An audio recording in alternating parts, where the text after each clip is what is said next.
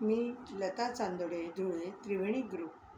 मी डाळ कैरी चैत्र महिना चैत्र गौरीचे पदार्थ करत आहे. प्रसाद. आतपाव हरभरा डाळ 5 तास भिजत घातली.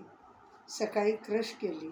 कैरीचा किस, हिंग, मीठ, तिखट, हिरवी मिरची, चटणी, खोबऱ्याचा किस, ओला किस, कोथिंबीर, डाळ क्रश केले. हे सर्व एकत्र साहित्य करून मिक्स केले. नंतर भाजीची पाटी ठेवून गॅसवर ठेवून मोहरी डाळ फोडणी दिली व सजावट केली. मी आता सजावट करत आहे.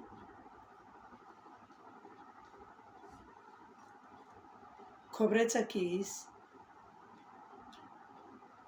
कैरीचा किस, कोथिंबीर. चैत्र गौरीचा प्रसाद तयार आहे.